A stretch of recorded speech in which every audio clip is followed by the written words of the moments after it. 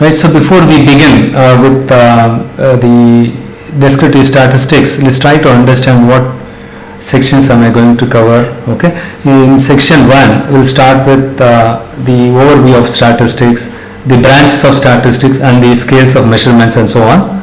In section 2, we'll discuss about the descriptive statistics, the branches of descriptive statistics like the measures of central tendency and measures of spread. As far as measures of central tendency will help you understand the business applications of mean, median, mode, and so on. On to section 3, let's visualize and understand the data distribution, such as normal, uniform, skewed data, and so on. In section 4, will help you understand the measures of variability. It is also known as the measures of spread. As part of this, we'll take a deep dive in understanding various measures like range, variance, and standard deviation, coefficient of variation. Also, we'll see why we need to use measures of spread and why we need to use measures of central tendency in each in those sections. First of all, what is statistics? This is what I started last week, right? So in between, due to some issues, right, I could not continue. So statistics is a science, right? It is a branch of mathematics. It deals with collecting, classifying, analyzing, and interpreting the facts about the data, and also using statistics, right? We will perform some kind of prediction using probability theory, and also in statistics we have the models like the machine learning models, like statistical models like linear regression, logistic regression, using which also we can make a prediction.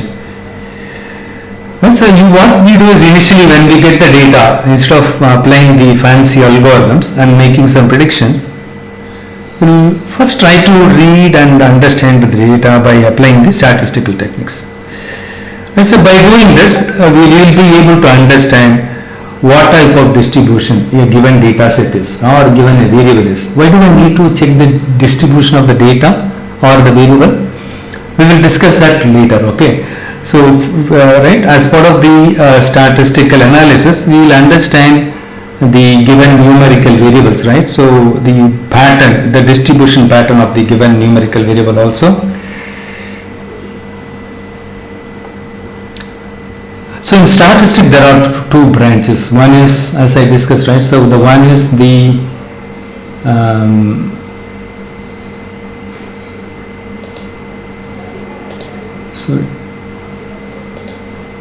one is the measures of central tendency,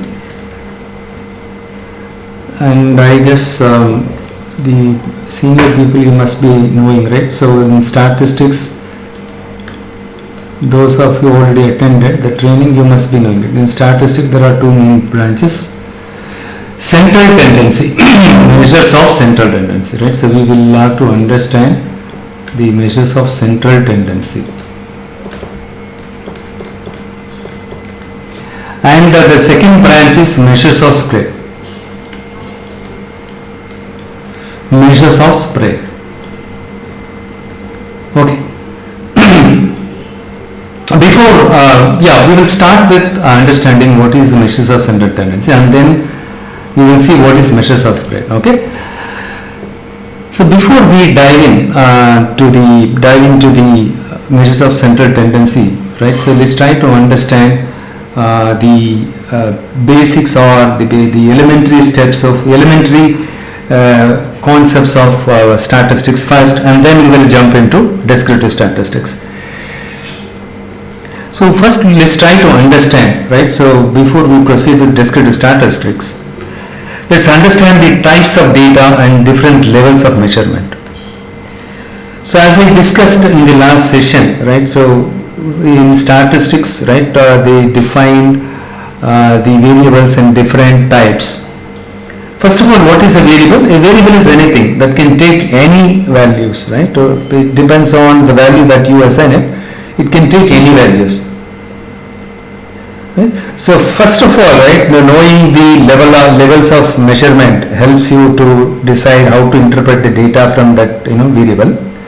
Secondly, knowing the level of measurement helps you decide what statistic is appropriate on the values that were assigned. Supposing you, let's say a variable called gender,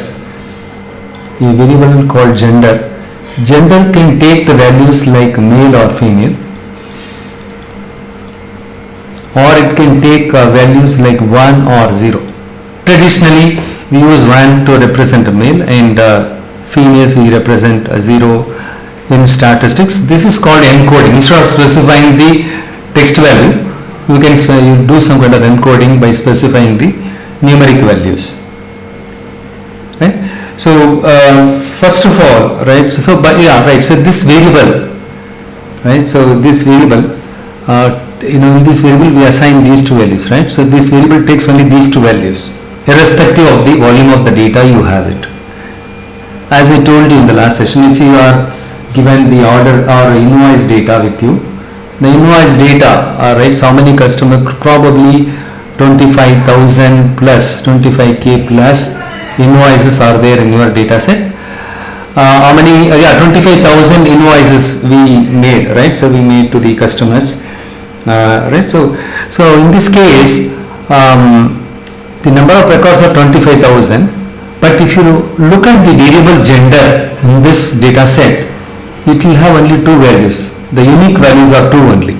Though even this column also have 25,000 records, this column will have the unique values only 2. Male, female, female, female, female. Some invoices we made to female, some invoices we made to the male, right? So that's how we made it. So now to understand the levels of measurement. So why do we need to understand the levels of measurement, right? It helps us to decide how to interpret the data from that variable, right? How to interpret the data from this variable, right? And also what a statistical analysis we can perform, or right? So based on the level of measurement we can decide. Or instead of saying level of measurement, we can also say variables, different types of variables. In statistics, right, they defined 4 different types of variables at a high level. So nominal and ordinal, these two are also called as categorical variable. Nominal and ordinal, these two are also called as categorical variable. Categorical variable.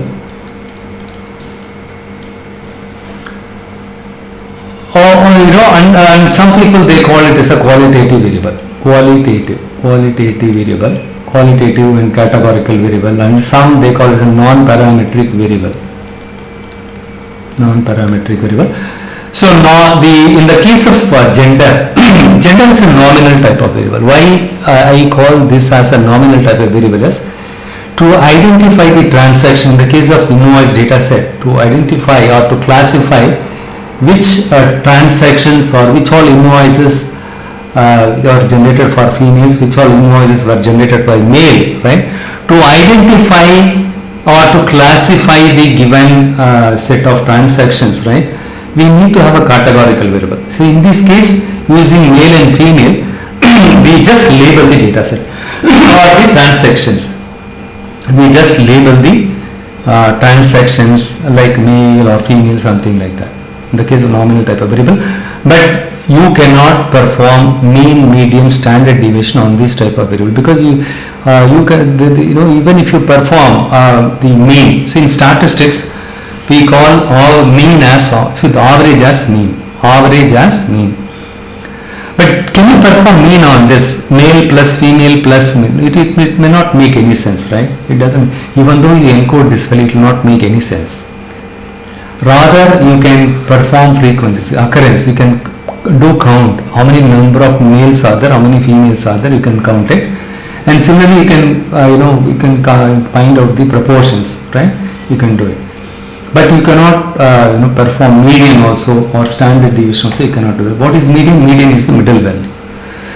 So then, so these two variables are categorical. Then why there are 2 different types of variables are there under categorical itself? So if I will give you an example for ordinal, with this itself you will be able to understand. For example, appraisal rating. The appraisal rating column, you have 1 to some employees they got rating 1, some employees they got rating 3, some employees they got rating 4. Let's say in TCS 2.5 lakhs roughly, right, employees are there. During the appraisal cycle, when you review their data, right, so you will find some amount of people or employees, they got rating 1, some some part of the employees, they got rating 2, rating 3, rating 4. Some the employees got rating 3, some employees got rating 4. So here also with this categorical variable, we can classify the data, like which all employees got rating 1, which all employees got rating 2, right? We can find out. But here, like a nominal type of variable, here also you cannot use average. It doesn't make any sense. This is also somewhat similar to nominal only. The only difference is here the rank comes into picture. Rank, okay? Superiority. So 1 is superior than 2, 2 is superior than 3, and 3 is superior than 4. These people are more likely to get promotion as well as the salary hike. These people are more likely to get salary hike, even though if they don't get the promotion. But when it comes to 3, they can expect some amount of salary increase, but they cannot expect, right? There is there is a superiority comes into picture, this rank, right? 1 is superior than 2 and 3 is superior than even in the case of Olympic Games, right? Which country falls in the first place in the case of football match, or right, 1 to 3. So superiority comes into picture. So in the case of ordinal type of variable, the data that are stored in the ordinal variable or inherently has some order in it. Hence this is called ordinal type of variable, full stop. Right, so there is an order, but here you cannot say male is, just because I gave 1 here, I encoded the male as 1, that doesn't mean male or superior than female, or the number of transactions made by male or far more than female. No, there is no superiority comes in picture, or there is no rank here, no rank when it comes to nominal type of variable, whereas in the case of ordinal type of variable there is a rank here. Okay, next one is interval. Interval is also called as discrete variable. You just think that way, discrete variable. And ratio is called as continuous variable. Continuous variable. You need to remember these the terms, okay? Discrete variable, continuous variable, and nominal. You have to remember this, okay? So discrete variable, because even when I start the machine learning part, I will be using this one. Throughout the statistics, we will be using these terms: discrete variable, continuous variable, importantly, right? And nominal, also ordinal. These two variables I will be using it sparingly, but this one will be, I will be using it most of the time. Okay. So the discrete variable is the interval is also called as discrete variable. So in simple term, you just remember it's a whole number. Okay. The interval is a whole number, whereas this has some decimal values in it. Okay, decimal values in it. It is not a whole number, continuous variable. The example for this one is right. So this one, the interval is like number of seats available, or number of slots available in Chennai for the COVID across various locations, right? Like in North Chennai, number of slots 6, 7. We never say 6.88 slots, right? 7.88 slots. We never say like that. It's all whole number. How many number of slots are available? Other examples are like a number of defects. We say something like 5 defects, 6 defects, 2 defects, no defects, right? 0 defects. We never say 2.666. These are the examples for discrete variable. As I told you, it's a whole number. Interval is kind of variable. Interval, right? So this kind of whole number. And also the another example for interval is the age between 25 to 35 or 35 to 40. This is also called as an interval. Okay, the interval. But it's all the whole number only here. We never use something like the decimal value in this case.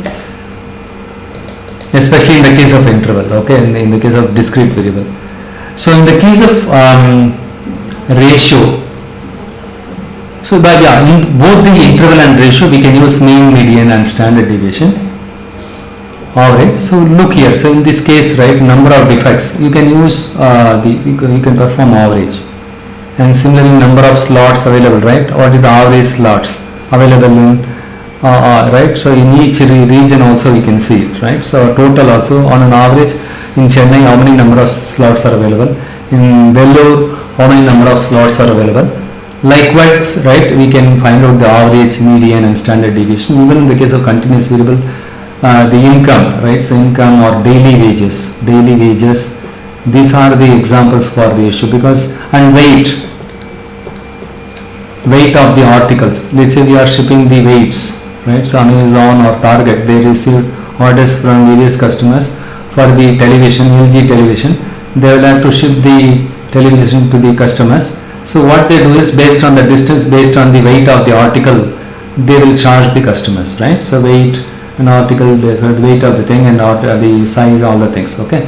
So weight is a continuous variable, it is not a whole number, right. Wages also not a whole number. So these are the example for continuous variable. It's a very simple one. Try to remember this. Nominal is just to flag the records, right, which records belong to which class, that's all. But ordinalness also we use it to specify which records belong to which class, but inherently it has some order in it. Whereas in the case of interval, it is also called as a discrete variable, it's a whole number. In the case of ratio, it is a continuous variable. In this is these two are also, interval and ratio, also called as quantitative variable. Hope it is clear. Now I will be jumping to this one. This already we discussed last week, right? So now we will jump into descriptive statistics. What is the descriptive statistics all about, right? So descriptive statistics involves summarizing and organizing the data so that they can be understood easily. Supposing you are given a huge amount of data, maybe it's 25 million records are in the data set. So you wanted to gain a quick insight with that data. So what you do is you apply descriptive statistics on the huge amount of data so that you can get to know the gist of the data. You get to know the gist of the data. GIST, gist of the data. You will get an eye level understanding about the data. Okay. So right, so the descriptive statistics, as I told you, right, inference statistics, the descriptive statistics, unlike the inference statistics, it seeks to describe the data but do not attempt to make any inferences from the sample to the population. That also you need to remember, that's all. So within this descriptive statistics, there are two categories, as I told you. The one is the central tendency, other one is spread, measures of central tendency, other one is spread, measures of spread. We are going to now start with understanding what is central tendency. Central tendency is nothing but the central location of the data. As part of central tendency, as the name suggests, we are very particular about the central location of the data. These are the salaries for the data scientist. You know how to compute average. In statistics we call it as a mean. Instead of saying average, we call it as a mean. There is a formula for a mean, right? So add all the values divided by total number of data points. So how many data points are there? 6, right? N equal to 6. And all the data points you need to add and divided by 6, you get this value. You get this value, right? So including this value. So if you look at this data set, right, all these values are more or less closer, starting from year to year, somewhat closer, though there are difference between these values, still these values somewhat closer compared to these values, the distance, right? So though 38,000 is not closer to other values, but when you compare the 38,000 with this one and other values, it is closer to these values, right? It is too far from this value. So hence this is called outlier. Outlier or anomaly. Outlier or anomaly. Some people use the term anomaly. Outlier or anomaly. So not necessarily anomaly can be a very large value, it can also be a smaller value. Suppose you are given 1080, this is also an outlier, okay. So okay, so let's see if I have an outlier, okay, if I have an outlier in my data set, right, if I have this I call it as an outlier, right, this is my outlier. If I have an outlier in my data set, if I compute average, the average also skewed, the average got spiked up, the average got spiked up. Just because only one value is very high, it gives us a sense of, right, the average salary of the data scientist are 1,23,000. That is wrong, isn't it? Just because one rich person is there, we cannot say all the people in that area are, their average income is, skewed up value, right? Just because one rich person is there in that specific area, we cannot say, or we cannot generalize, okay, on an average, this is the income of the entire population in that small village. We cannot say like that. It doesn't make sense, right? So you cannot use mean if you have outlier in your data set. If you have an outlier in your data set, we call that as a skewed data. I will show you visually also what is skewed data, okay. Skewed data will be something like this, right? So sorry. If you, for example, if you plot this data, what will happen? Even if you plot it in a bar plot, what will happen? Most of them will be like this, right? Most of them, but only one value will be very high. This is an outlier. This is an outlier, right? So this is an outlier. So this is a skewed data. If you draw the corners of this bar, right? This is your left skewed data. Left skewed data, because the tail is the longer tail. You will find the longer tail on the left side. If you find the longer tail on the right side, we call this a right skewed data. So from this we could understand, right, most of them are, only one person is getting very high salary, most of them are getting less salary, right? So compared to this guy, right? So this is a skewed data. If your data is skewed, if somebody says skewed data, that means it has outlier in it. Don't use mean. Instead, you can use median. Median is not sensitive to outlier. So we discussed about what is median. Median is nothing but the middle value, right? The median is nothing but the middle value. One second here.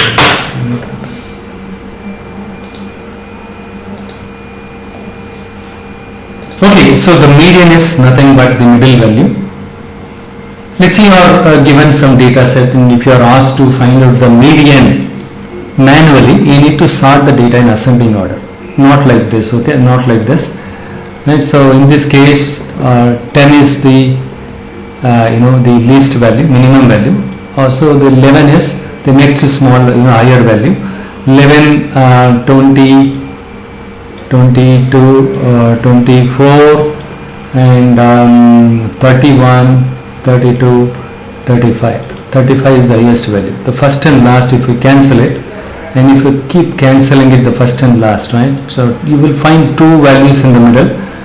So this is what your median. You need to add these two values and divide. So 46 divided by 2 is nothing but 23. 23 is the median, right? This is the median, right?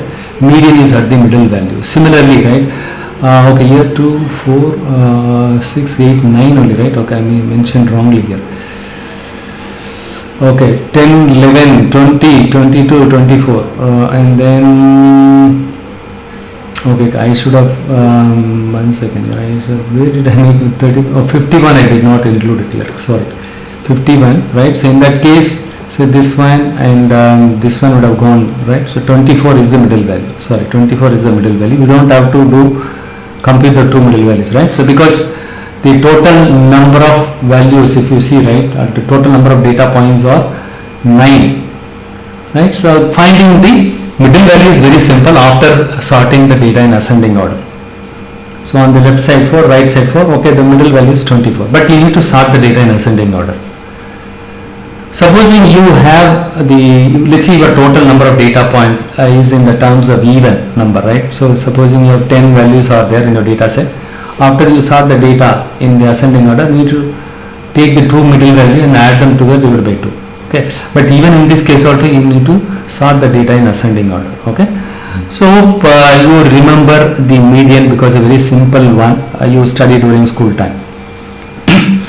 Now let us compare both the mean and the median. So why median is helpful in terms of computing the average instead of using mean. In the case of skewed data, this is called your skewed data set. Why? You have an outlier, abnormally or exceptionally very high value in your data set. Compared to other data set, this is very high. Okay?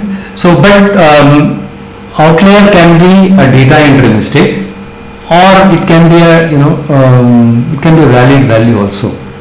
Right? For this employee, they got special approval, and because he worked with Google or somewhere, right, a leading company. And he is also compared to other guys, he is a little senior guy, or probably this guy is a senior guy, senior most, hence, right, they are giving more salary to him. They got special approval. It's a valid data, it is not a data mistake, it is correct only. Hence you need to include this value also in your data set while you perform the average. But when you include this one also, the outlier in the data, and if you perform average, the average values spiked up like anything.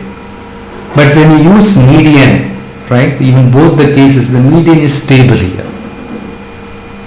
The median is stable here, right, because you take the minimum value first, you sort the data, right, 38,150, and what is the next value? 41,290, and then the next one is 48,670, and 53,160, and 500,000, right? So 50.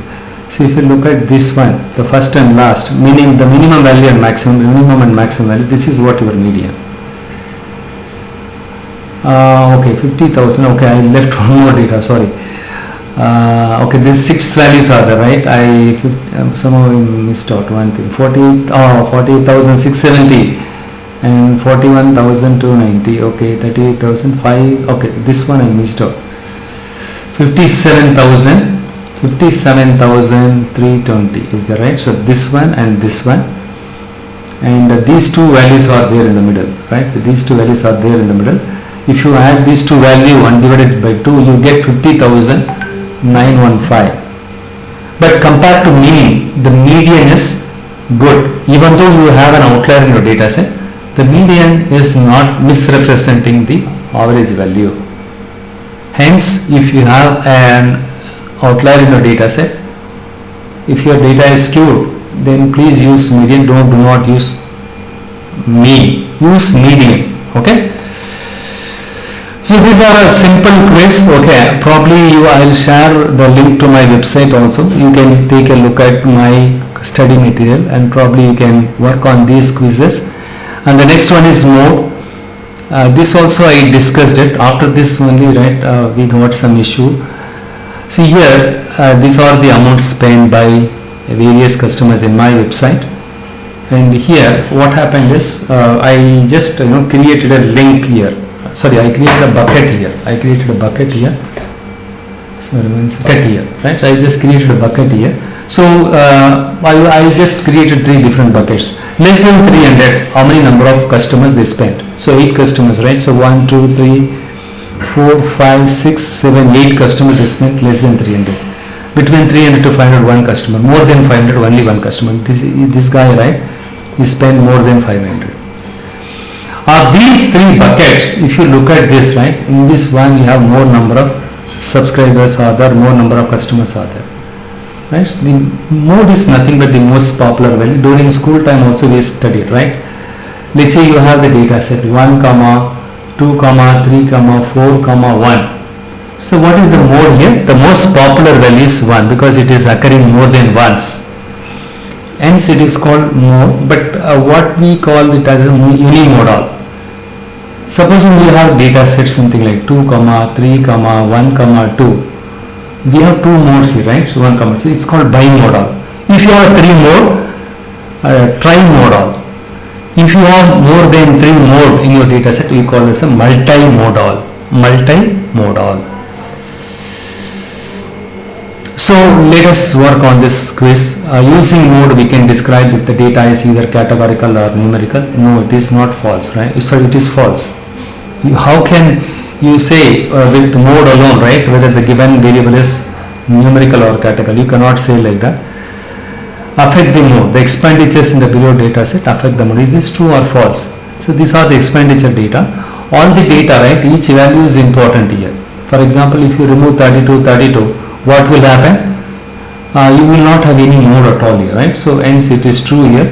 There is an equation for the mode. It is false, right? It is false. The mode remains same for more than one samples from a same population. It is a false. The mode cannot remain same for more than one sample, right?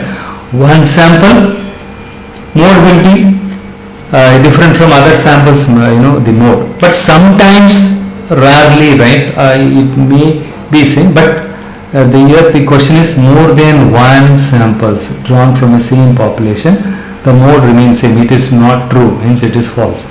Can a mode change if the bin size is obviously true? This is true, right? So to summarize, so when the data is, if the given data is skewed data, don't use mean. Okay. If it is non-skewed, normal distribution, then you can use mean. Median is if the data is heavily skewed, you can use mean, and mode is the most popular value. Geometric distribution is not related to central tendency. I just striked out that one. So now let us look at the distribution of the data. Okay, now let us look at the distribution of the data. What is this pattern it shows? It shows the skewed pattern, right? Skewed data. It shows the skewed data. For example, you take something like let's house price, right? House price, something like housing price. Let's see, the housing price ranges from, actually it should not be descending. Yeah, it should not be descending. It should be, the value should be more. Okay, there is some wrong data here. Okay, just think this is 10, 5, 10.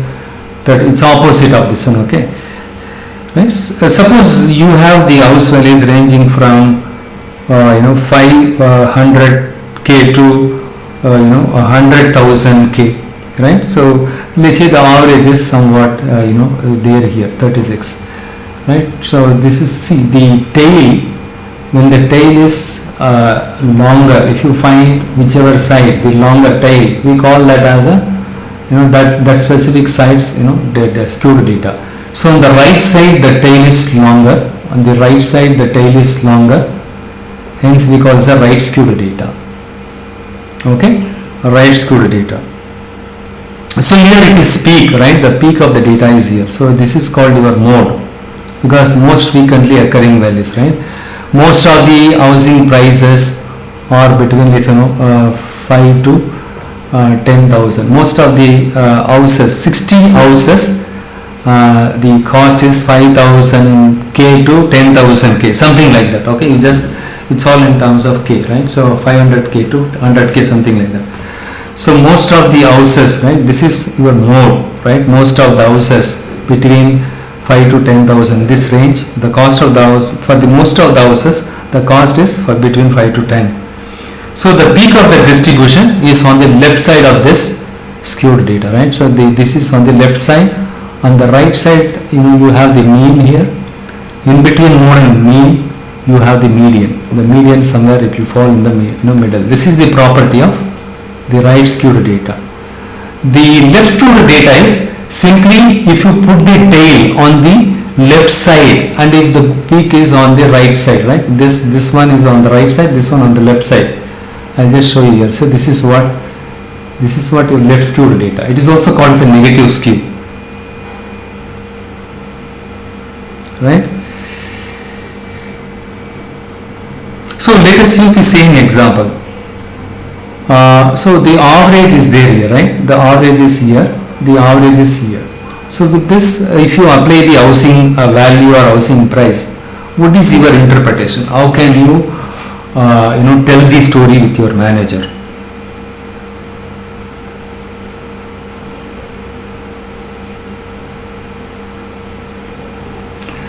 See, negative skew, right? In the case of negative skew, right? The peak of the distributed, right? This is the mode, this is the peak of the thing, right? And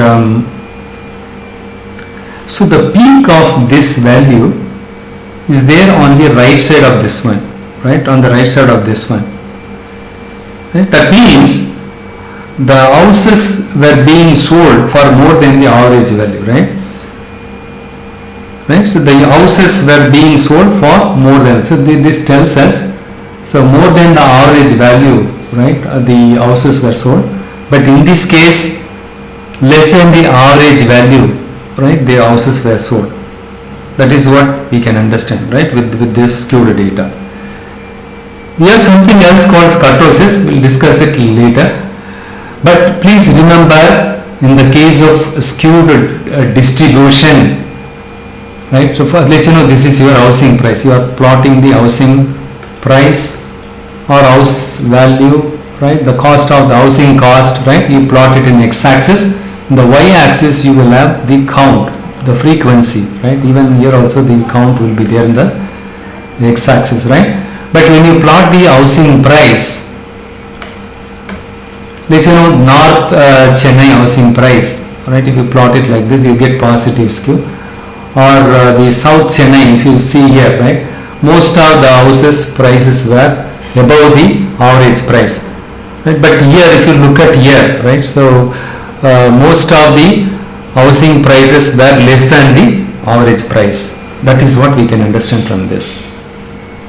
But in both the cases, the mean dragged outward, right? So this is my mode, and the mean got dragged in both the cases, left or right skewed data. The median is there in the middle, obviously.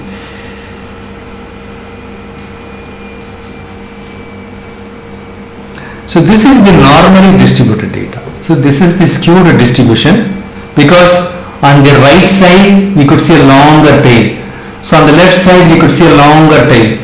But when you look at this one, if you join these things, right, the tail is not so longer compared to that one, right? This one, it is not so longer, right? It is also called as a normal distribution or symmetric distribution, like I mentioned here, right? Symmetric distribution, symmetric or normal distribution, or bell curve. It is also called as a bell curve, right? 50% of the data. So here what it tells us, right? 50% of the data falls on the right side and 50% of data falls on the left side here also, right? So even the previous case also the same thing. But if you look at here, let's say you take the employee salary you plotted here, only few of the employees are getting less salary. For example, 114k to 115k, right? Let's say this is all in terms of 100, right? Only 100 employees are getting the salary in this range, right? In this range. Or let's say the 114 to 117, 100 employees are getting it. Only 100 employees. Only few of the employees are getting very less salary. Only few of the employees are getting very high salary. Rest of them are getting the salary based on their level, right? Something like that, okay? You just think that way, right? So hence we can say the salary is not biased, unbiased. The data is normally distributed. Only few of the employees are drawing less, only few of them, but the rest of them are based on their level, they are getting the salary.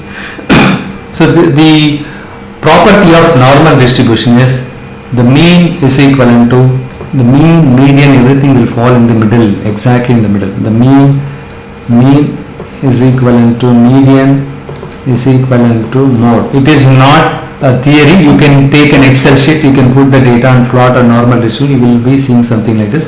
I will show you my Excel also with the data little later.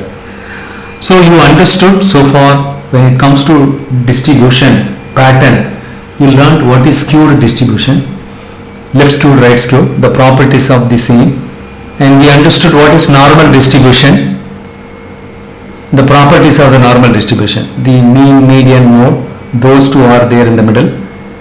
And in the case of this distribution, this is called your uniform distribution. Uniform distribution.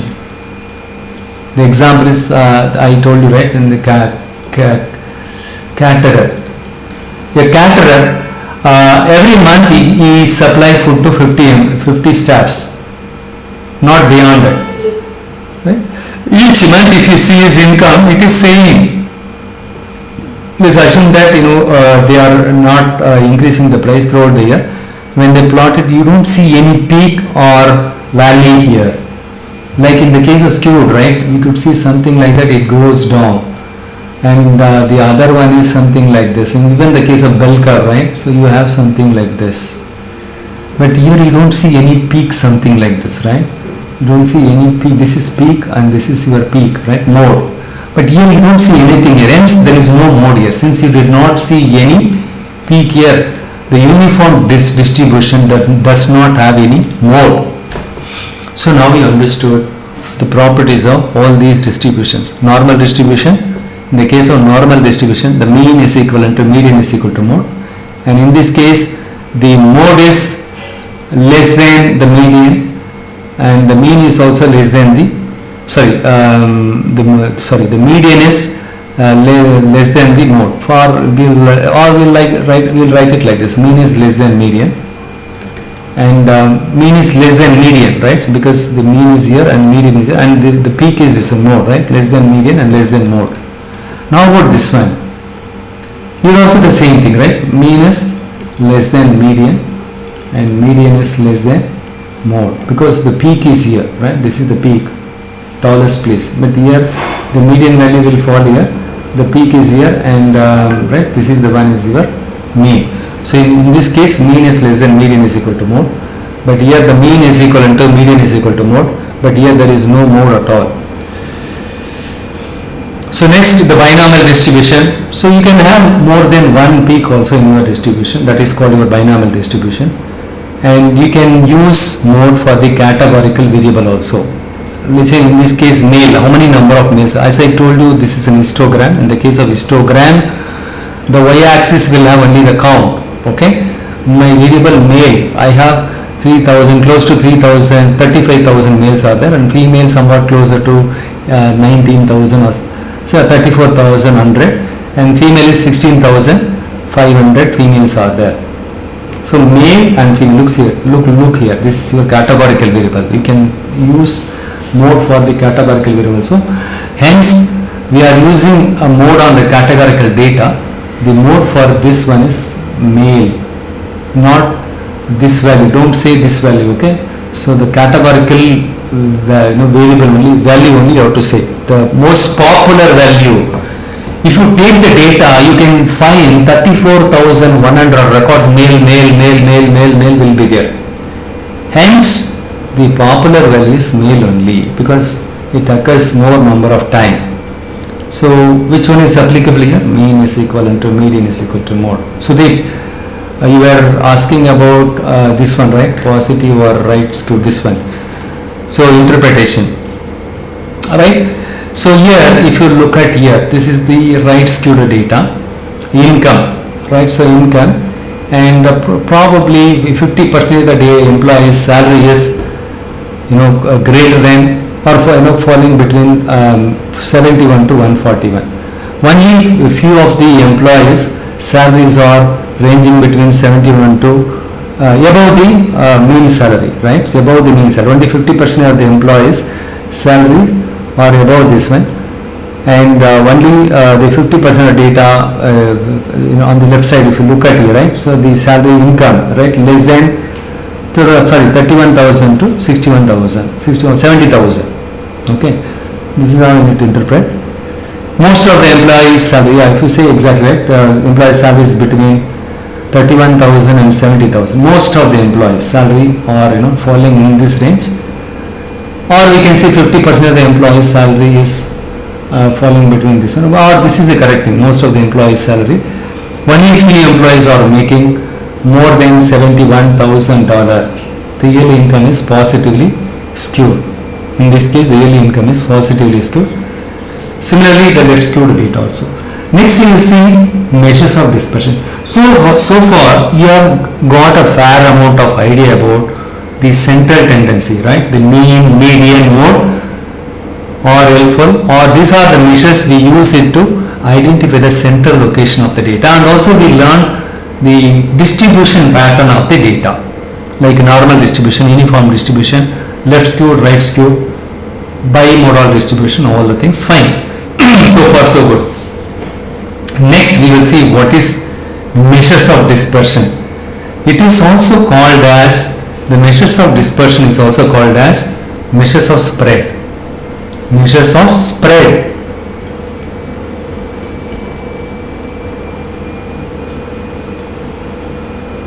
Sorry, right? Measures of, one second, measures of spread.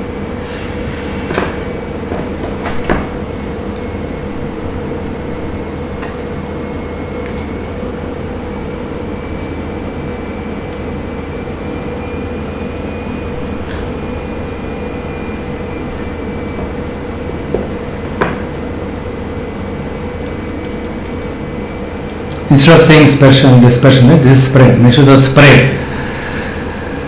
So why should I learn the measures of spread? First of all, let's try to understand what is measures of spread, right? Measures of spread. For example, I just draw it here. I plotted the salary of the employees, the normal distribution, right? The average is fall in the middle. In the case of normal distribution, let's say 50,000, right? 50,000 is the average salary of the employees. Most of these employees' salaries are somewhat closer to the mean salary. That is what this distribution says, right? This is a normal distribution because of bell curve. Most of the employees' salary are centered around the middle value, the average value. But if I put like this, the spread is little wider. Is this a normal distribution? Is this, I am asking about this one, is this a normal distribution? Yes, this is also normal distribution, but only the difference between this and this one is the spread is wide. The spread is wide. How spread my given data set? The next one is, let's say I have another data set given to me. When I plotted this in the histogram, I could see something like this. This is also normal distribution because the mean is there in the middle only. It is not a skewed distribution, right? Because the tail are not longer, but the distribution is too wide compared to the middle one. This data set distribution is too wide. This data set distribution is wide, but it is less wide. Now the question is, why should I know about the spread? Is this a low spread, medium spread, or high spread? Why should I know that?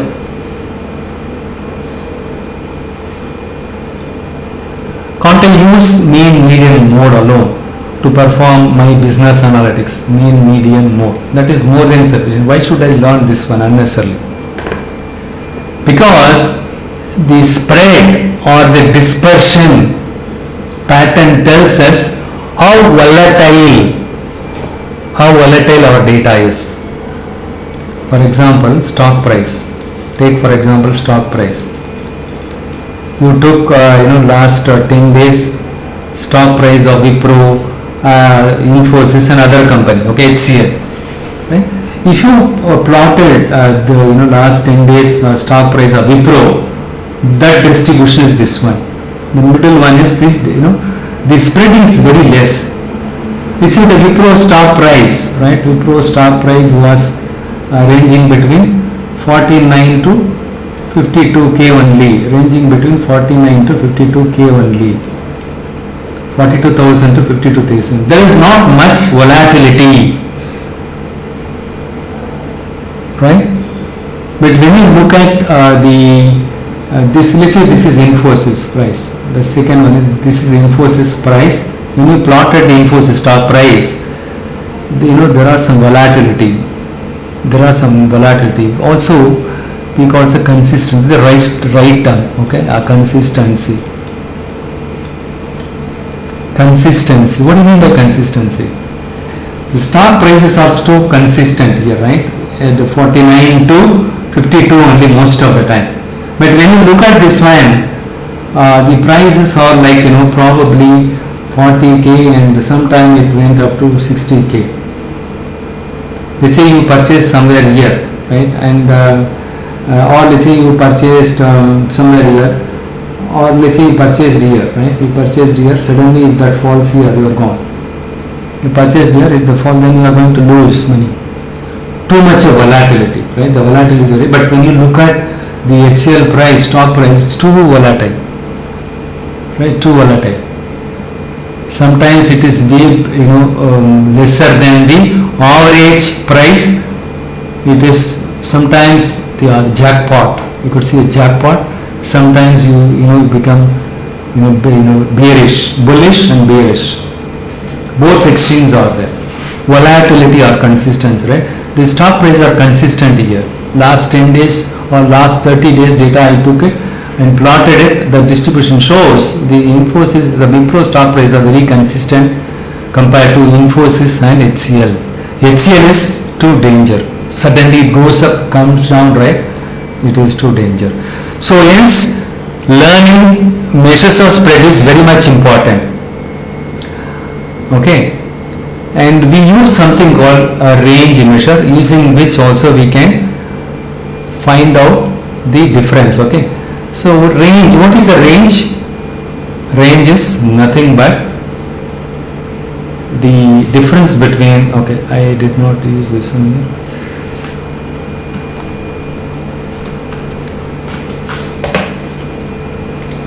Many guys, I don't know what to say. Again, I have to repeat the training session. Even today's session, many they missed it. Okay, let it be there.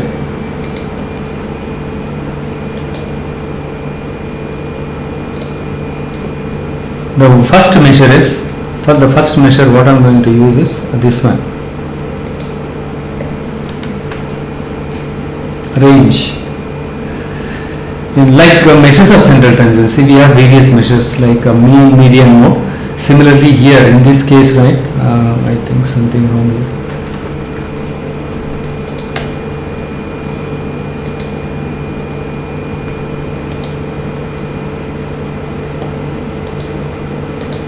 The range is nothing but the maximum value minus the minimum value. The maximum minus minimum is called your range.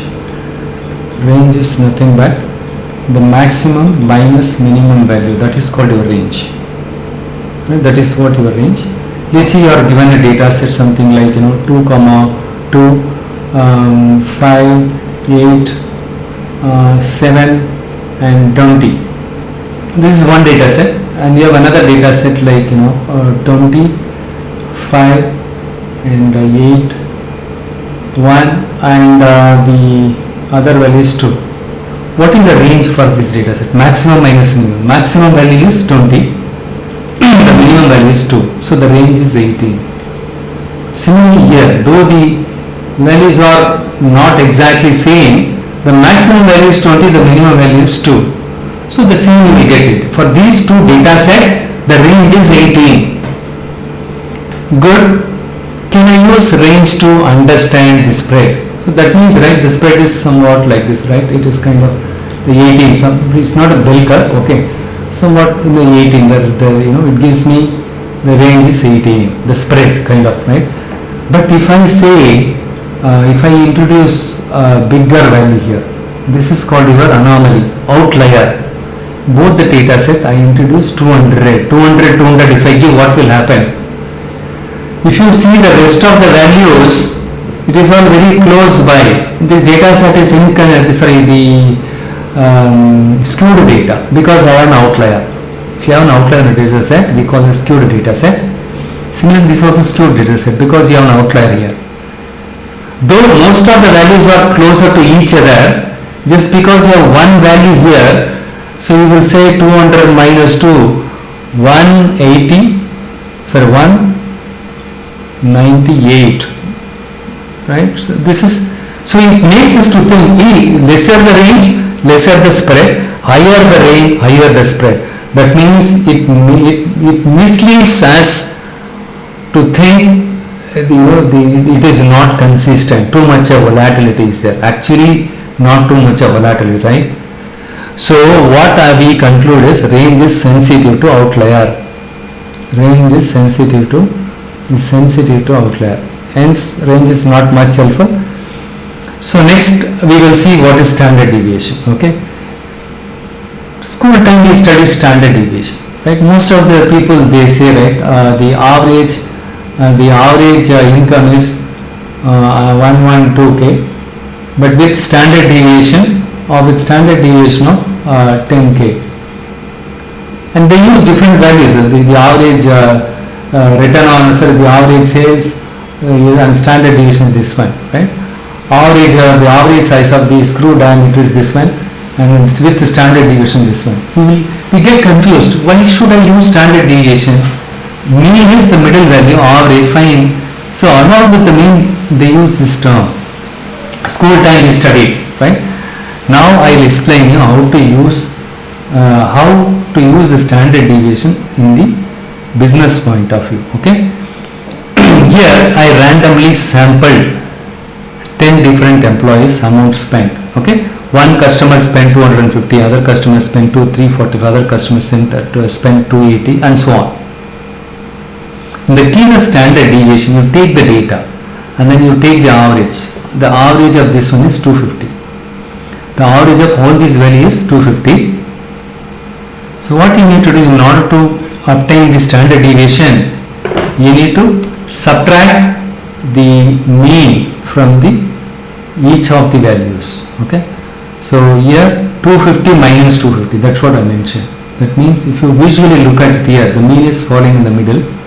The first person is amount spent is falling exactly in coinciding with this and overlapping with this mean value. But the second guy, right, the amount spent, what is the average? 250. 250 minus 345. Or you can say this way also. 345 minus 250. That means this point is 95 units away from the mean or above the mean. Right?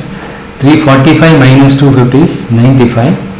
95 units above the, you see this is the mean value, right? Mean value, we use a notation called x bar. So this somewhere here the 345 is falling. That means this is the 345 is 95 units away from the mean. Similarly other values. Okay. Now let us take some data and some other data, and then we will see how to compute the standard deviation. So these are the amounts spent by different customers. And let's say the average is 234.8. Okay, for this data already we computed the average, which is 234.8. So I call the mean with the notation mu. So I call this one as x. My monthly spend of each customer is, I call this variable as x. So I subtract mean from each and every value, right? X minus mu. Mu is nothing but mean. Right? What is the mean value? 234.8. Right? So 304 minus 234.8 you will get. 50 minus 234.8 you will get. And this one minus mean value you will get this one. Likewise, I subtract the mean value from each and every values or each and every data points of these amount spent, amount spent. And then I need to add all these values. If I add all these values, what will happen? The plus and negative will get subtracted. I don't want that to happen. For that, what I do is I square all these values, each and every value of this x minus mu. 69.2 square, this one square. So minus into minus will become positive. Right? So likewise I do it, and then I add all the values. Okay, and I add all the values. That is what called as variance. See, we use a notation called sigma squared. X minus for all the values, for I equal to 1 to n, for I equal to 1, for all the values of this for all the values of squared values, right, of all the squared values divided by total number of samples, that is called your variance. In future, if I say sigma squared, You have to remember variance. So you don't have to remember so many things. At least remember whatever the terms that I said. Right? If you remember, that is more than sufficient.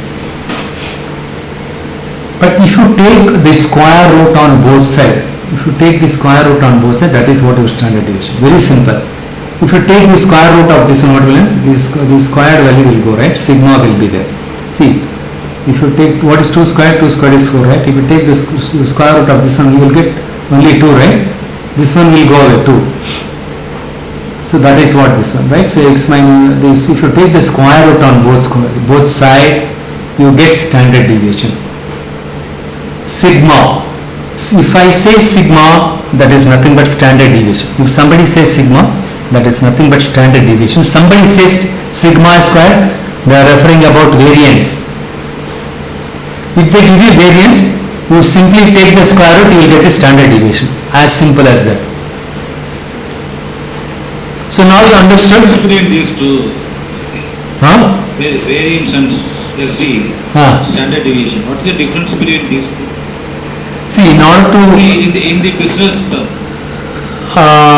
That's what. See, in order to compute the variance, right, you have to use this, you need to subtract this. You understood why we need to, square these values, right? So, okay, from the business point of view, you don't use variance because we square the value, right? It will exaggerate, okay? But you can still use it. Higher the variance, higher the volatility.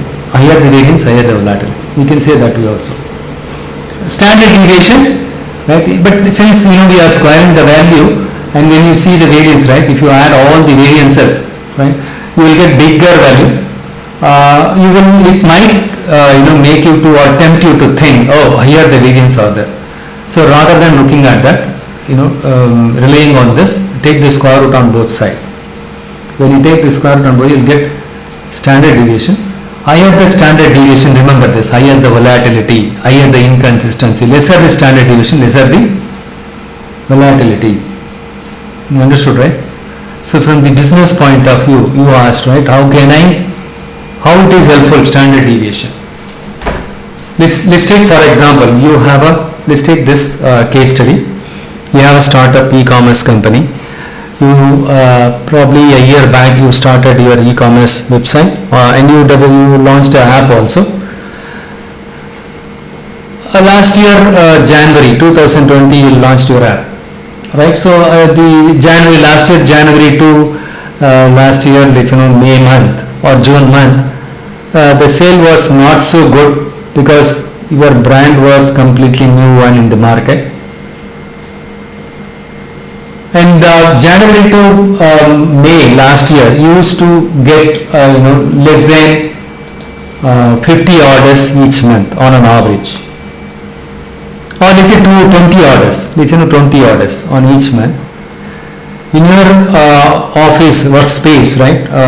You have 20 staffs were there.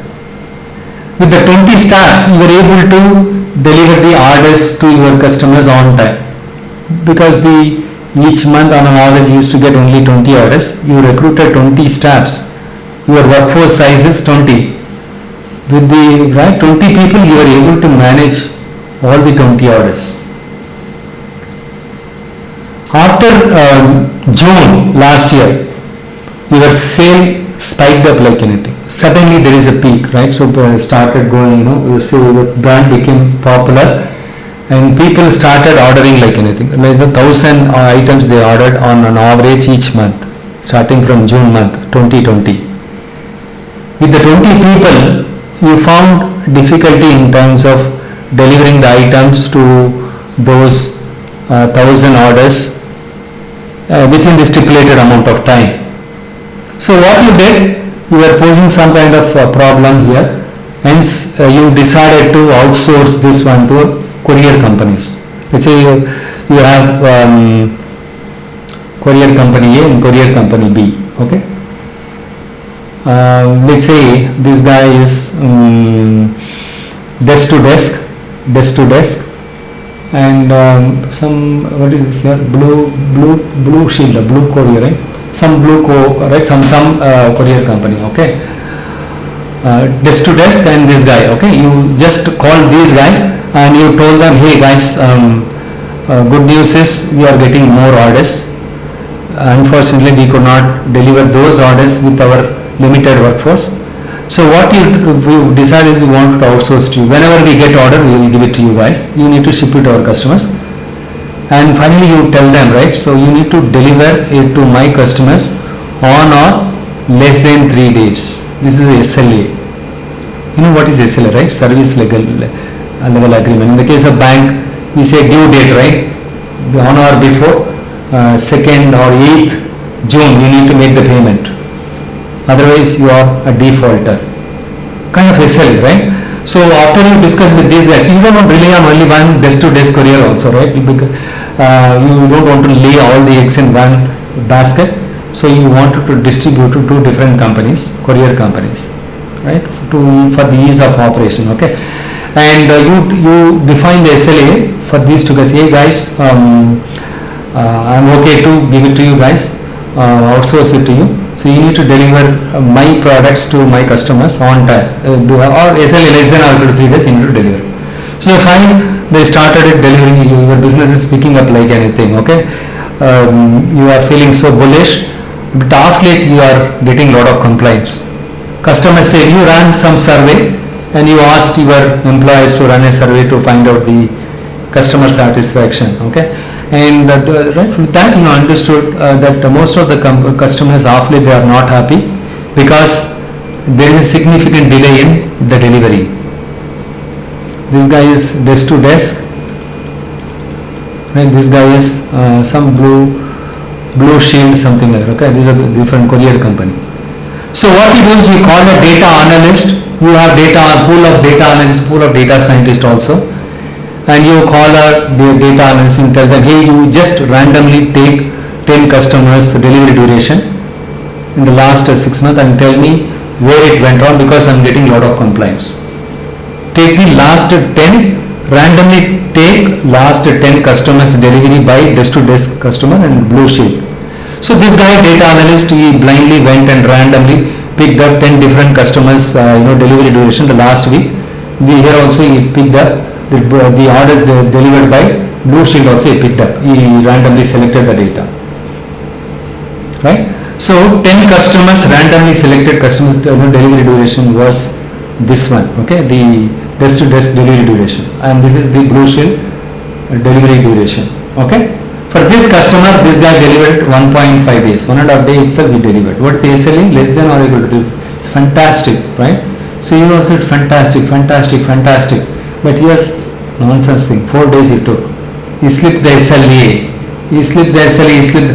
So in this case, he did a fantastic job. Though he can deliver it on the 3rd day or 2nd day, right? But still he delivered it within 2 days and 1.5 days. And some cases, fantastic job, 1 day and 2 days. But when you look at this data set, though he did not deliver it well ahead of the schedule, but still he delivered it on time, right? Here also, right? But when you take the average of this one, you will get 3. But even in this case, if you take the average, 3 is coming. The data analyst, he doesn't know what is standard deviation. He simply took the average of this data set, he took the average, both the data set average is 3 only. And even this guy, data analyst, went back to his CEO and he said, sir, both the courier companies, they are on an average delivering it in 3 days time. Maybe some competitors or some anonymous fake IDs, right? Some people because of jealous they are telling like that. Right? So while the data analyst was discussing with the CEO, the data scientist, he enters that room, okay, and then he was also watching this one and immediately said, hey, stop, so let's not go only by mean. As I told you, if you know mean, median, mode alone is not sufficient. You should be learning spread also, because spread is very much important, right? So what he does is, the data scientist, he finds out the standard deviation. He subtract the mean from each and every value, and then 3 minus 3 is 0 whole square, right? 0 square. 2.5 minus 3 is negative 0.5 whole square. and then and then you add all the values, take the square root, you got the standard deviation. For this data set, the standard deviation is 0.235. For this data set, the standard deviation is 1.81. Though the mean was same for these two data set, the standard deviation was not same, but in this case the standard deviation is very less compared to this one. That means they consistently delivered the products to these 10 customers on time, but these customers, lot of inconsistencies are. I never told you to deliver it in one day. I told you to deliver it in 1.5 day, right? Even if you had not delivered in 1.5 day to 1 day and all, right? At least if you could have delivered it on time, that is more than sufficient. Let us imagine, let's say, instead of taking 10 customers randomly, let's say you have taken 100 customers data randomly or 150 customers data randomly, the delivery duration. The Excel sheet, if you see that, let's say, the first sheet, if you see 1.5, 2, 2, 2, 1 and all, right, you will be tempted to think this guy is really doing fantastic job compared to this guy. No way you would have missed the SLA. When you scroll down, you will see 4, 5, 5 and all, right? But the standard deviation, look here, what is the purpose of standard deviation? It helps us to compare the deviation between the data set. In simple term, consistency. It helps us to understand the consistency of the data set, right? Here it is so consistent because the variation is not much variation, but here the variation is too high. Got it? Because a lot of outliers are there, right? Anomalies. It took more time than the SLC. Look here, 6 days he took. Hence, now you understood from the business point of view, standard deviation helps you to understand the inconsistency, right? To compare the data sets. You can compare the data sets with the help of standard deviation. Other example is risk. Risk identification, right? To measure the risk, also you can use standard deviation. Risk analysis, or to measure the risk, you can. As I told you, Wipro and Infosys stocks, if you plot it, so these are the values, right? You just plotted it here. Right? So if you look at here, right? If you are a risk averse person, you don't want to take a risk, okay? Even if the profitability is moderate, I am fine. But I don't want to lose huge money, right? Supposing, look at here in Infosys, when you purchase the stock price, right? The day when you purchase the stock price, it was $200, right? And when you keep on wait, right? When the price goes up, and you think that price will go up, we'll sell it off later. Suddenly, right? At this point in time, 800. This is also okay. Let's say this is the problem, right? 0.25, and let's say this is also $200 only, right? $200, right? So $200 we purchase, and if the price comes down to, let's say here it went to $800. You don't look at this data set, okay? This data point. Oh, it's a profitability, okay? So you don't look at this one, okay? And look here, right? So when you purchase it's 200, and it went up to $800. And again it came back to let's say $190. Let's say you purchased to 5,000 shares, 5,000 into $10, right? So $50,000 you are gone, right? For 5,000 shares and you purchased it, 5,000 into $10, right? You are going to lose that much. But if you are a smart guy and if you could have sold it here, then you are lucky. The risk is too volatile. That means this chart tells us Infosys stock prices are too volatile. Who knows? Maybe it may fall down further like this. Suddenly it can go like this. So you remember, right? As a few years back in USA they blacklisted Infosys also because of they did some kind of scam in the case of visa processing, right? So in that time the Infosys stock price fell down like anything. So too much of volatile. But when you look at here, let's say you purchased on the day when the price is 400, Even if you don't get any profitability, at least you will get back the money whatever you invested. So we can use standard deviation to perform risk analysis or risk evaluation. Or risk analysis you can do it, right?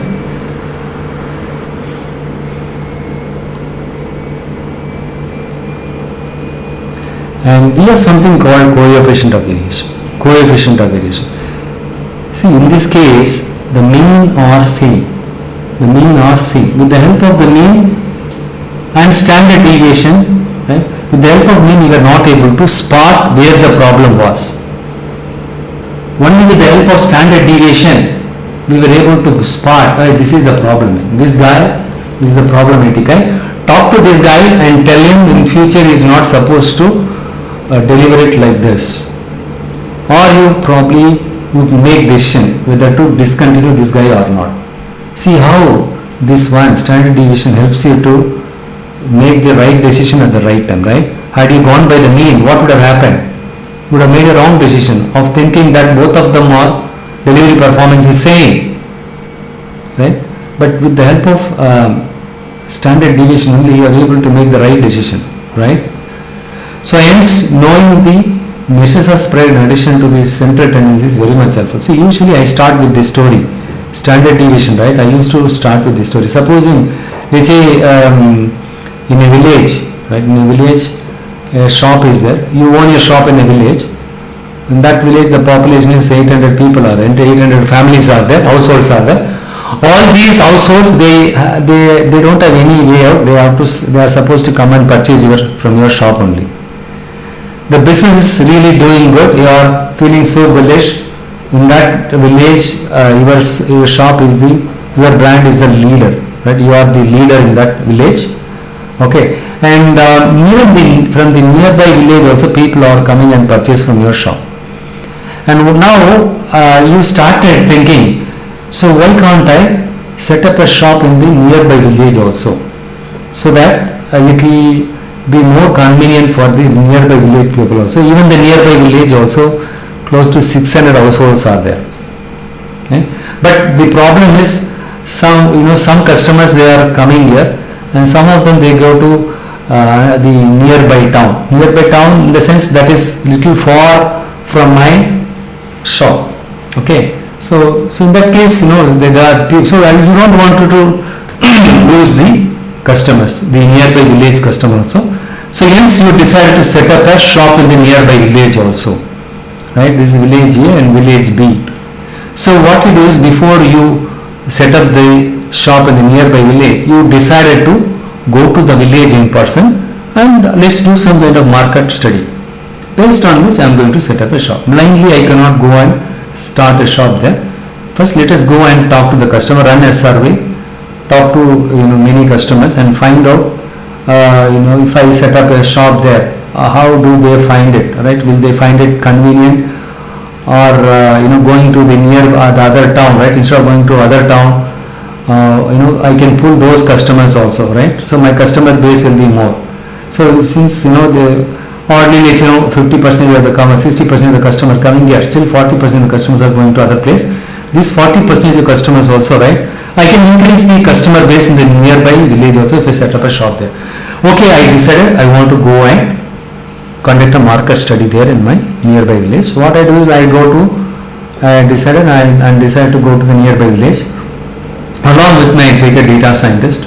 Okay, so we both are, our height is just we are just 4.3 feet. Okay, both of us. We carry a laptop also in our hand. Okay, we carry a laptop. And on the en route to the village, nearby village, there is a stream, there is a river here.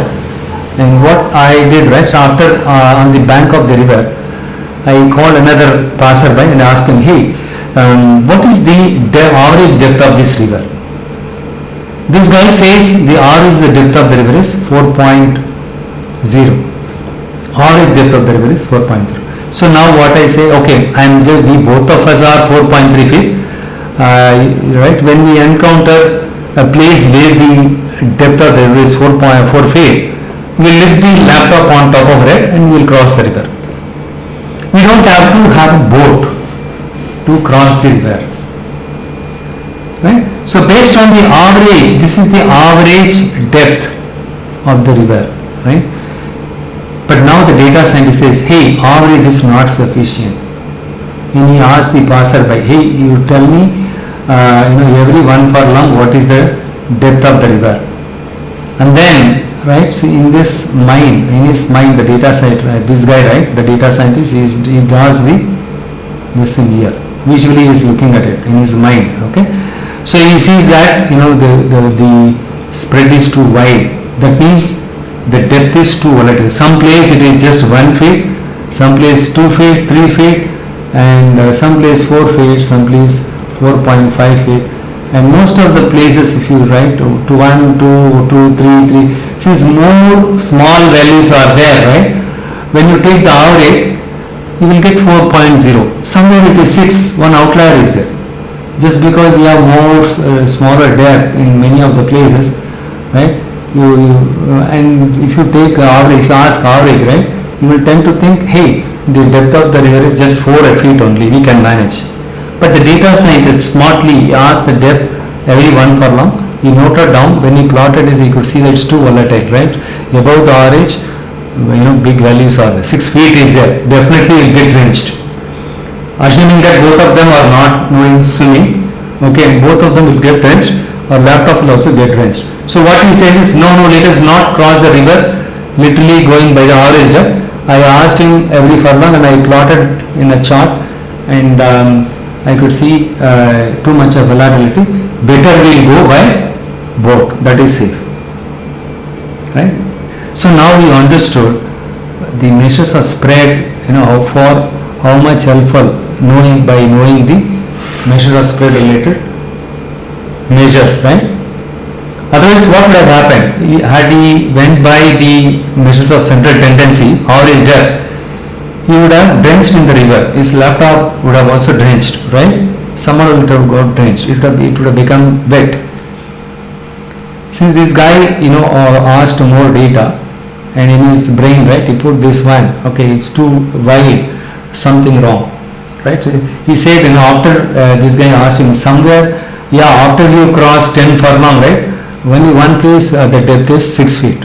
Only one place 6 feet, but still you will get drenched, right? So knowing the measures of spread is very much important. With this simple example, right? With this simple example, I understood, right? So this, with the help of the data scientist, right? Now the business person was able to take the right decision. So you can use standard deviation to compare the data set. You can perform risk analysis, and also you can use this one, standard deviation. Some people say 1, 2, 3 study. Some people they say Chebyshev's theorem. Okay, it's a right. So what, as per the Chebyshev's theorem, what he says is, this is what he says. So if you plot the entire data, let's say your salary data, right? Your average will be there in the middle because it is a normally distributed data.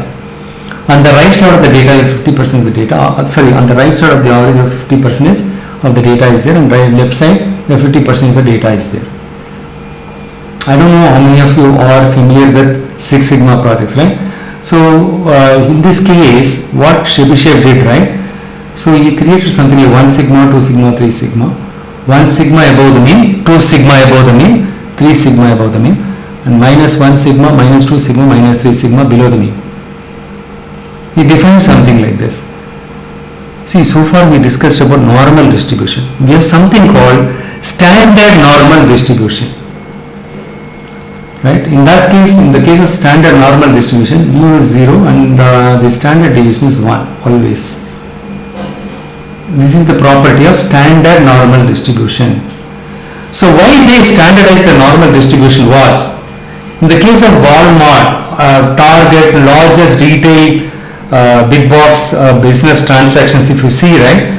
So let's say if your manager is asking you, let's say you are working for Walmart, what is the average sales last week in the case of apparels category, or in the case of electronics, what is the average sales, or in the case of appliances, what is the average sales last week? The volume of the transactions is very high, right? So you will tend to say 2 lakh $52,062.23. That is the average sales. Very difficult to remember, right? What is the standard deviation, variation?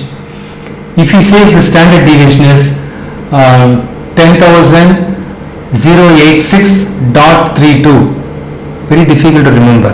Hence, what they did, they used mu is equal to 0 and sigma, whatever may be the value of the data, use mu and average is there in the middle, and sigma is 1. Okay, so 1 sigma, 2 sigma, 3 sigma, likewise, right? They define in the case of standard normal distribution, they define like mu equal to 0 sigma. What Chebyshev did, right? So the mean is there in the middle, 1 sigma, 2 sigma, 3 sigma is above the middle, and this one is above the middle value, and below the middle value, define it like this. Any value which is falling between plus or minus 1 standard deviation covers 68.2%. See this, right? This area covers 68.2%.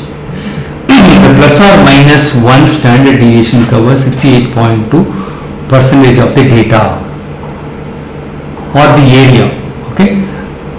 Plus or minus 2 standard deviation covers how much? Close to 95% of the data. And plus or minus 3 standard deviation covers, see, 95.4 plus or minus 3 plus or minus 3 standard deviation covers 99.80% of this area. Now, can someone tell me, if you have worked on any Six Sigma projects with the example, how it is helpful? See, here also we are using standard deviation, right? Some people say 1, 2, 3 rule. You need to remember this one. Literally, right? 68.5, 94. Instead of 94, 95.4 or 99. We used to say 68% of the data falls within this range, plus or minus 1, something like that. Now everything is okay. Chebyshev defined the standard normal distribution this way: plus or minus 1 standard deviation covers 68% of the area, plus or minus 2 standard deviation covers 95% of the area, plus or minus 3 standard deviation covers 99% of the area. Now the question is, these are all theory, fine. When you work with the business data, how can you help the business stakeholders to understand this one? What knowledge is, what is the takeaway? What is the takeaway from this? Give me some example. Can someone let me see if you have really worked on any interesting story related to Six Sigma projects? Okay, let's take this example. Okay, to help you to understand this intuitively, I'll take this example. Let's say in your company, let's say you work for Cognizant, right? Cognizant Technology or TCS. Okay, and you are the project manager. Including you in your project, 20 members are there. 20 members including you. Okay, 20 people are there in your project.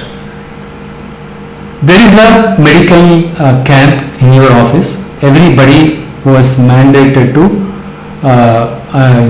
go for a checkup. There is a medical camp in your company, like in Wipro, right? I even have seen many people, they put it in their status about the COVID injection, right? They put some big box in Wipro, okay, and they take. Similarly, right? So there is a medical camp in this company, in your company. So you, as a project manager, you got the email from the senior people. They mandated you also to take your team members and including you to go and have a medical checkup. Okay, you did the medical checkup, and then let's take odd rate of 20 employees. One person odd rate was 70. Odd rate varies from person to person. Some people is 84, 88. Some people 94, 92, 100. Some people, right? Some people may be around 60, and some people may be around 92. Different people odd rate. So 20 people odd rate are different from one another. Okay. So let's say the average odd rate of your 20 people, 20 employees, average odd rate is 70, and the standard deviation is 10. You know how to compute the standard deviation, right? You have the data here. 60 minus mean, the mean value is 70, right? And then take the square root and then add all the values, you will get the variance. Take the square root, you will get the standard deviation. This is what your standard deviation. This is sigma, this is mu. The mean, the average, the 70 is there in the middle. And then 1 into, what is this? 1 into 10. 1 into 10, 10. 2 into 10 is 20. 3 into 10 is 30. But here, mu plus 1 sigma, mu plus 2 sigma, mu plus 3 sigma. So mu minus 1 sigma, mu minus 2 sigma, mu minus 3 sigma. Now you tell me, with plus or minus 1 standard deviation, what is the odd rate? Okay, 68% of the employees odd rate is what with plus or minus 1 standard deviation? Can someone tell me? I told you 1 mu plus 1 sigma, right? So here it is 80, right? So mu plus 1 sigma is 70 plus 1 into 10 is 10, 70 plus 10 is 80. 70 plus 20 is 90, here 100. Here 90, here 100, here it is 80. And here what is this? 1 sigma minus 10, right? 70 minus 10 is 60. And sorry, 60, here 50, not minus, 60, 50, 40. So that means with plus or minus 1 standard deviation, the 68% of your employees odd rate ranging between 60 to 80. See, with this we can tell, right? 68% of your employees odd rate ranging between 60 to 80. Similarly, with plus or minus 2 standard deviation, 95% of this 20 employees odd rate ranging between 50 to 90. Let's say you have 50 also is their odd rate. Some person's odd rate is 50 also. Some people and with plus or minus 3 standard deviation, the odd rate ranges between 99% of your employees odd rate ranges between 40 to 100. Okay, in this example it is kind of okay. Is there any other example is available? Is there any other example is available? For example, manufacturing unit. You take the manufacturing unit. So the manufacturing unit, right? So you in the manufacturing unit, they manufacture, let's say, screws. Let's say your company is A and you outsource to the manufacturing unit B, and you tell them, hey, I want you to produce 100k screws. So we know you have a lot of machines in your factory and you have the capability to produce 100,000 screws and deliver it to us within 3 days time, right? Company A decided to outsource to, because company also they manufacture cars, or let's say some in Chennai Corporation, they recently launched a battery operated car, right? So Chennai Corporation contacted these people and say, hey, Chennai Corporation, they contacted this company, hey, we need 100,000 battery cars. Okay, but these guys are manufacturing cars, no doubt they are manufacturing it, but not all the spare parts they are manufacturing it. So hence they are subcontracting to this guy, because this guy has a lot of, he has many manufacturing units and also he has a lot of machines. And then company A talks to this company B and tells them, factory A talks to factory B and tells them, hey, you have the enough capacity to produce 100,000 screws in 3 days, because we need to, only when you deliver it in 3 days time, we will be delivered to the corporation in 5 days time. Corporation want the battery operated car in 5 days time. But if there is a delay, I cannot deliver it on time, in 5 days time, then I am going to lose the contract. So now company B is very happy, he got a big order, but the delivery schedule is so stringent, Okay, now he puts one more condition, right?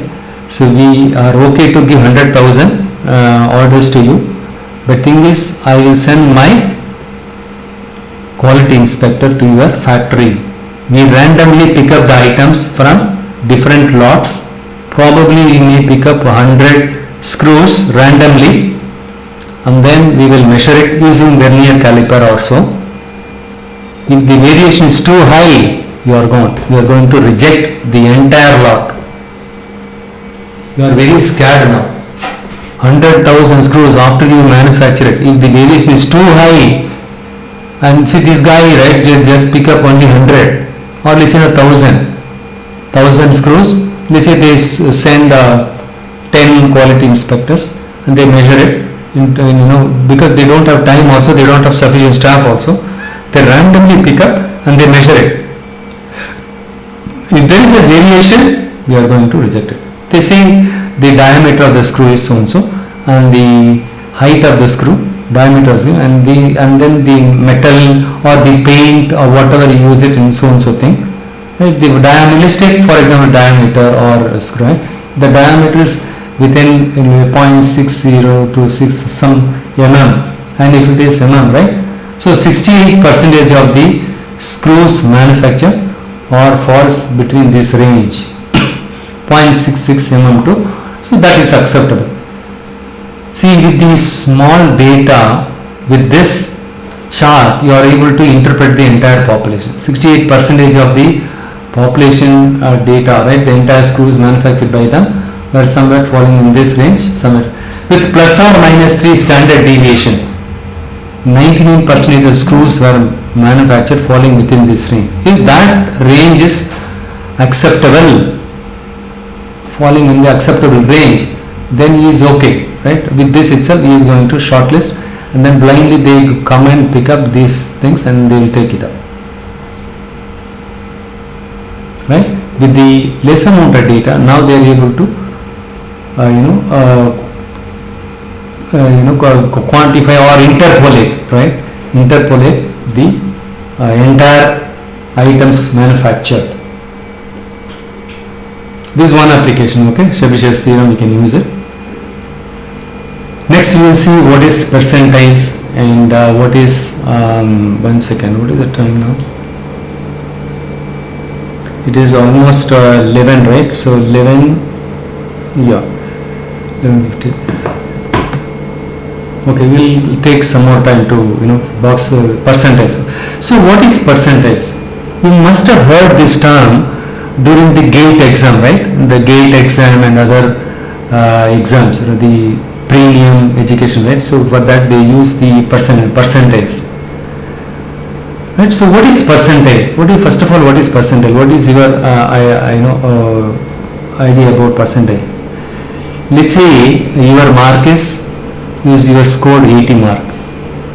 So percentile is nothing but rank here, rank in simple term, okay? But your percentile is 75. Your percentile is 75. Your percentile is 75 and your mark is 80. That means 75%, right? So your 75% of the students in your batch, their score mark is less than 80 or at 80. There are some students who have scored 80, but right, and also 75% of the students or people in your batch, they scored 80 or less than 80. That is what it says, 80 or less than 80. The remaining 25% of the students, they scored more than 80. Your mark is 80 and your percentile is 75. That means rank telling, yeah, adhe percentile. So in the case of percentiles, right? So in general we use most of the time the quartiles only. You divide the data into 4 equal parts. We call that as a quartiles. So similarly, right, in the case of median, we sort the data in ascending order, right? So here, even in the case of percentiles, if you want to find out the first quartile, second quartile values, right, you need to sort the data manually if you do it, okay? We have an even number of this, means that we can conclude the quartiles. For example, let's take this simple example without wasting the time. We look at this data set. With this data set, how to find out the quartile values. What is first quartile, what is second quartile, third quartile and all. There is nothing called fourth quartile. Okay, this is the given data set. This is the given data set. What is the median value here? See here I put it in descending order. Okay, you can take it this way also. What is the or if you go by like this, right, ascending, if you put it ascending order also it will be like this, right? The middle value is nothing but your median. So 2, 4, 6, 8 values are there. 2, 4, 6, 8 values are there. These two values are falling in the middle. So 78 plus 78 divided by 2 is nothing but 78. The median value. So we call this, the middle one is median. We never say Q2 also in practice. Okay, the middle value is 78. Fine. Just below the, I will give you the very small tip shortcut to obtain the quartile 1 value. Okay, Q1 value. Just below the median. Once again you find out the median value. So you have 3, 6, 8 values are there. It is an even, right? You take the two middle value. 73 and 72 are falling in the two middle. These two values are falling in the middle value. 73 plus 72 divided by 2. What is the value you will get it? 72.5, right? This is called your 25th percentile. It is also called as first quartile or quartile 1, Q1. In simple term we use Q1, quartile 1. Similarly, just above the median you take the middle value. These two values are falling in the middle, right? So 83.5. Sorry, 83.5. Okay, this is your Q3 or upper. This is called, it is also called as a 25th percentile. Some people they call it a lower quartile. Some people they call it the first quartile. But here some people they call it the third quartile, upper quartile or 75th quartile. Different people use different term. Because end of the day you have to face the interview, or if you have to present within your organization, you have the data set, you used all the statistical analysis, you perform this and you go back and you want to present to the customer, right? They will ask you different, they use different terms. So according to you are familiar with third quartile, they might ask you something like, can you tell me the value for the 75th quartile? You should not get stuck. That's the reason why I explain all the terms. 75th quartile, upper quartile, third quartile, everything is same. Okay, but this is how we need to compute the Q1 value, Q3 value and median value. We never say Q2 value, quartile 2. Instead we say median. The 25th percentile can also be referred to as quartile 1 or the lower quartile. That's what I mentioned it here. See, the 25th percentile values according to 72.5. What is 50th percentile? 78. That's what we have seen it. So this one, right? This is the median. So the median is here, right? Just above this is the median, 84, and you need to add these two divided to 83.5. What does that says? It means that 50% of the data. This is okay. Here I am going to talk about. Sorry, 75% of the data values fall at or below 83.5. Right? 75% of the data. This is 75th percentile. 75% here I wrongly mentioned. Okay, 75% of the data values fall at 83.5 or below 83.5. That means my mark is 83.5. 70% of my batchmates, they fall at 83.5, same as my mark or less than my mark. That is what it says. So now we will use a box plot. We have to visualize this one, right? The median, first quartile, upper quartile, right? We use something called box plot to visualize the quartiles. Okay. In statistics, we have something called 5-number summary. 5-number summary. In general, most of the statistician data scientists, they will ask you what is the 5-number summary. Can you tell me the 5-number summary values, or can you send it me quickly? 5-number summaries are nothing but minimum, maximum, Q1, and then and the median, and then Q3. Quartile 1, quartile 3, median, minimum, maximum. Right? These are called 5 number summary. To plot the 5 number summary or to visualize the 5 number summary, we use something called box plot. See the box, this is called, in the middle you will find box. On the left side of the box you will find a line here. On the right side of the box also you will find a line. So this box is surrounded by, so on the right side of the box you have a line, on the left side of the box you have a line. These lines are like a whisker, like in the cat it has a whisker, right? So hence they also call this as a box and whisker plot. Why do we use this one? Box and whisker plot. What is the purpose of this one? To plot the 5 number summary. Okay, by plotting the 5 number summary, what am I going to do? With this itself, I can understand the 5 number summary. The minimum value is 63, the maximum value is 93, and then Q1 is this one, 72.5, and Q3 is 83.5. The median is 78. Why should I have the visualization? The visualization will help you to understand the distribution. See, here the median value need not to be fall exactly in the middle of the box. If that falls exactly in the middle box, right, that means it is a symmetric distribution. Instead of using histogram, you can also use box plot to understand the distribution pattern of your data set.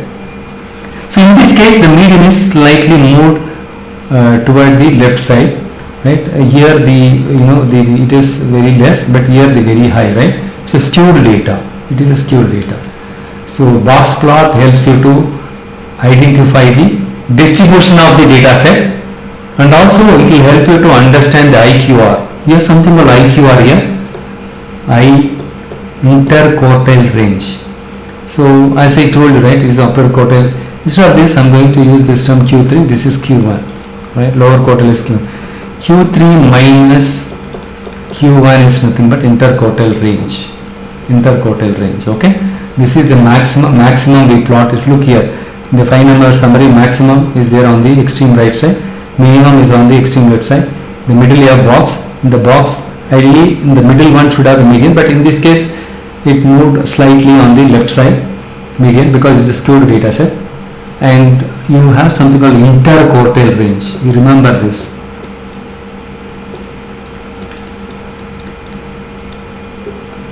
So using box plot, we can identify whether the given data set is normally distributed or skewed. Okay, that is one advantage. Other one is you can compute the IQR, and also you can you will get to know where the quartile 1 value is there, where the Q3 value is there. And another advantage of box plot is you can find out the outlier. You can find out the outlier visually, right? That is also, I will tell you, there is a formula for outlier. We will explain you later.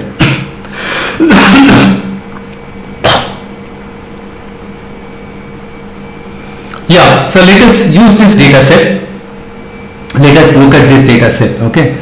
And in the case of percentile also, we need to sort the data in ascending order. So look at this. You tell me what is the median value here. So you have 3, 4. On the right side also 4, right? And 2 middle values are there. So hence it is somewhere falling in the middle, right? So 2, 4, 6, 8, 10, 11 is there. Sorry, 11. 11 means on the left side 5. On the right side 5. This is the middle, right? This is the middle one. This is what your median, middle value, right? Just below this, that just below this, a lot of mistakes are there in this one, right? Yeah, just below this, you need to find out the another median, right? So here the middle value is 20. This is what Q1. On the right side, right? So you have, yeah, this is correct, Q3. This is what Q1. Right? So this is the mean. So how do I interpret this way? So Q1 means 25% of the data has a value that is less than or equal to 20. See here I mentioned correctly, right? less than or equal to 25%, right?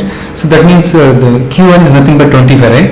25% of the data has a value that is less than or equal to 20, and 50% of the data that has a value less than or equal to 22, and 75% of the data that has a value less than or equal to 22,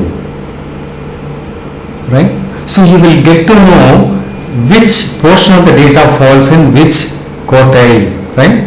25% of the data contains the values less than or equivalent to 20. Then that means, let's say, 19 means, okay, that is falling in the Q1, right?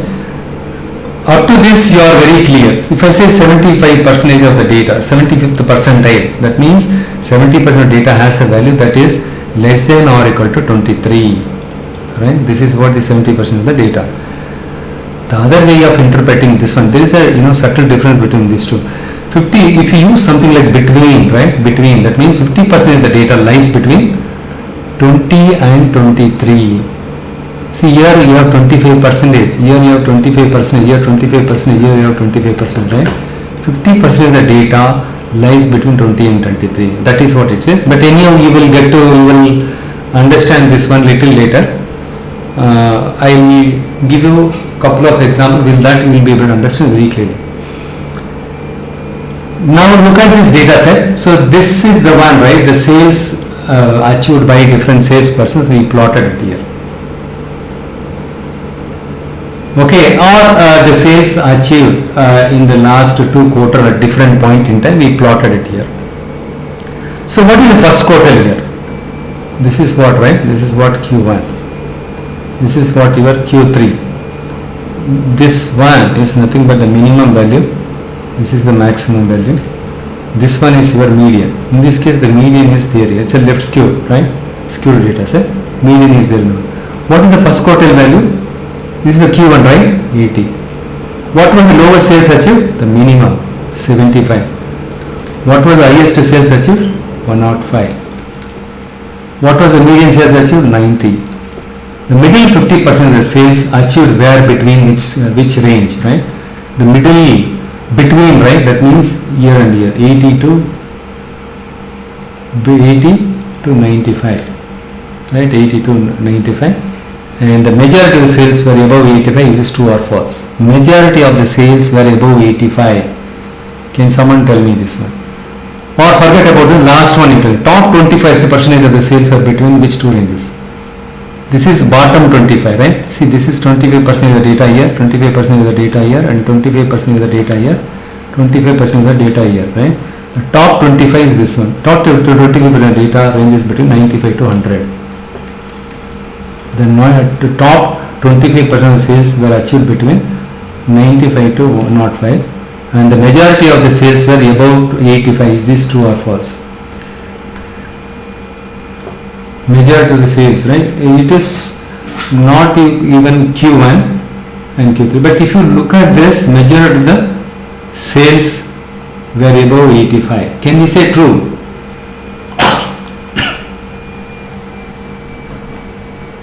The sales, 50% of the sales were between which two ranges? 80 and 95. More than 90 now. Median. Median is 90. Okay. So the sales happened, majority of the... See here, the median, above the median 50% of the data, below the median also 50% of the data. Okay. Now the question is, the majority of the sales were above 85.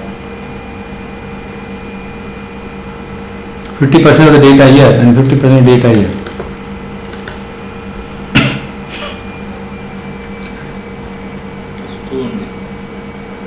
True, right? Yeah. Good. Sudeep. So next one is, you need to answer this quiz. This is the data set. So this is the, let's see, this is my median value. Median value is Q2. Just above this, the Q1 is this one, and let's say the Q. The Q1. So here these two values, right? These two values in the middle, and just below this, if you look at it, 3, 6 are there, right? So this is my median and this is my median. Sorry, Q1 and Q3 my median. The IQR, Q3 minus Q1 is called your interquartile, right? Now you tell me this true or about 50% of the data falls within the IQR. This is what IQR.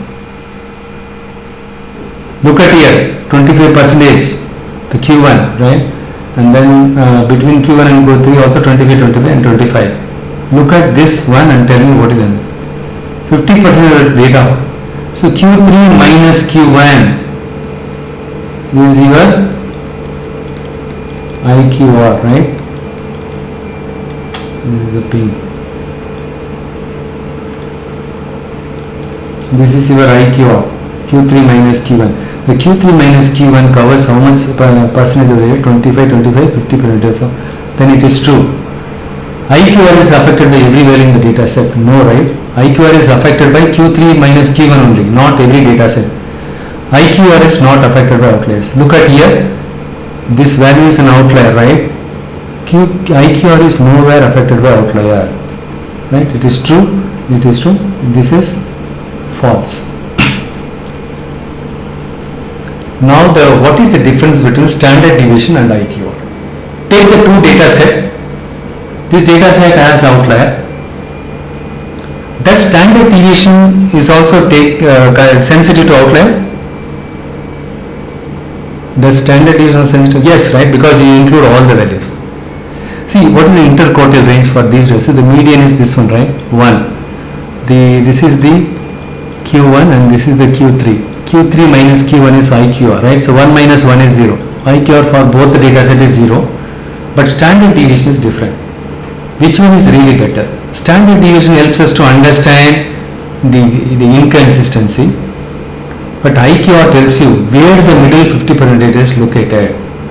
If somebody is asking you where the middle percent of the 50% data is located, then IQR is very much helpful. But standard deviation just tells you the spread of the data. Right? And also the IQR is very resistant to outliers. Right? Even though you have an outlier, it doesn't care about it, right? Whereas standard deviation is sensitive to outlier also. Fine. So we are done with the descriptive statistics part. What we will do is good that Shab is able to wrap up on time, and we will circle back on this Monday or Tuesday. Okay, I will confirm this based on the proceedings here. Okay, I got stuck up in my rural area. Okay, and I will confirm you about this Sunday about the next session. It could be either Monday or Tuesday, right? Next week, ideally, I am planning to have this session on Monday and Tuesday consecutively, right? And then, if possible, so that the after the middle of the next week, right, we have some time to Thursday or so, I can compensate the session what I missed out in this week. Okay.